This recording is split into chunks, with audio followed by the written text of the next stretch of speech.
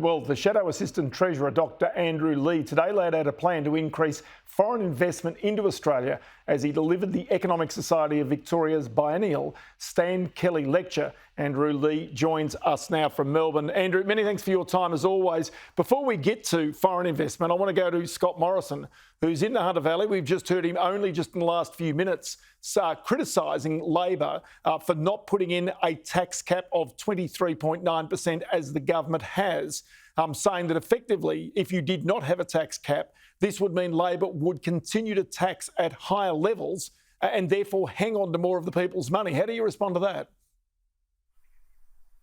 Well, Scott Morrison's a desperate man who'll say anything and do anything. The very fact is that his tax to GDP ratio at 22.1% is considerably higher than the tax to GDP ratio of 20.9% under the previous Labor government. This is the second highest taxing government in the post-war period, after only the Howard government. So Scott Morrison has no leg to stand on when it comes to higher taxes. So that's a no-brainer for you and for Labor, therefore. Bring in your own tax cap, make it 22.9%, you look like geniuses. And as a result, therefore, if it goes above that, you give the money back to the people. Great politics.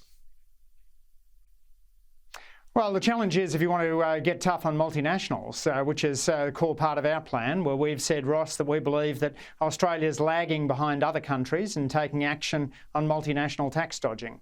2/5 of multinational profits now go through tax havens, places like the Caymans and the Bahamas. And that's not just draining our tax revenue away, but it's also deeply unfair for Australian firms who aren't on a level playing field with tax dodgers. But okay, but didn't typical cafe.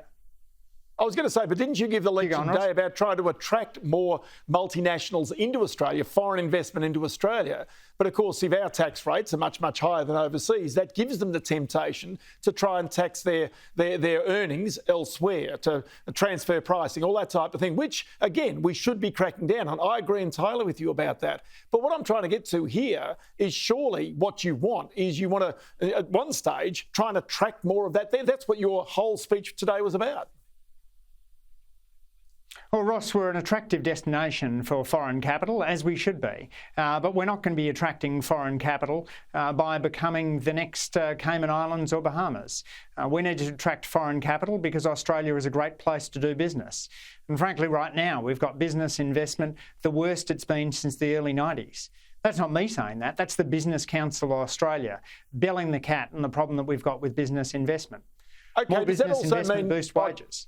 I was going to jump in there and say to you, does that also mean that you would like to boost the amount of investment we're seeing in Australia from China? Because that will be one of the arguments levelled at the Labor Party, that you're simply trying to get more Chinese investment into Australia at a time when clearly for national security reasons and because of our relationship with China, that declined some 20% in the last financial year. Yeah, Ross, you're spot on with that. I think we've been over-reliant on Chinese capital, not sufficiently diversified in the sources of foreign investment. And one of the things that I've argued in the lecture is not that we should liberalise Australia's foreign investment rules, but that tightening them would come at a cost to wages and a cost to GDP. According to the Productivity Commission, it'd be taking hundreds of dollars out of the pockets of the typical worker if we were to tighten.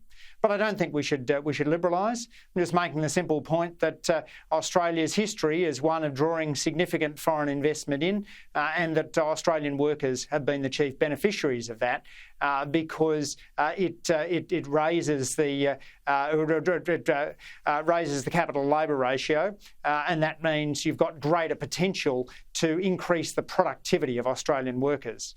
At a time when Australian average wages have gone backwards $1,300 in real terms just this last year, we need to be doing everything we can to tackle the wages crisis in Australia.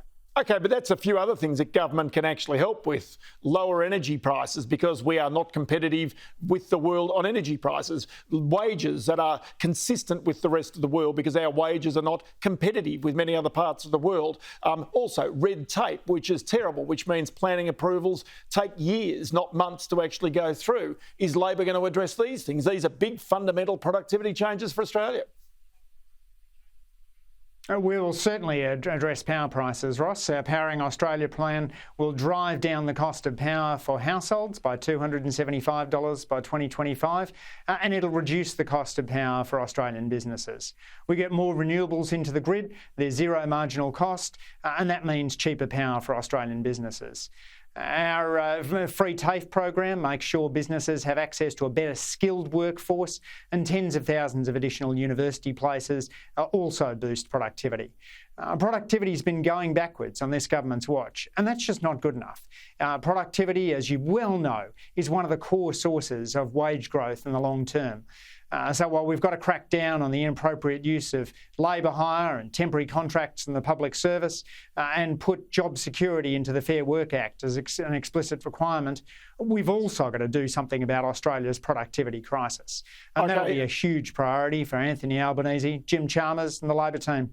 OK, I've got to leave it there. Andrew Leigh, many thanks for your time on the program, Dave. We'll speak again shortly.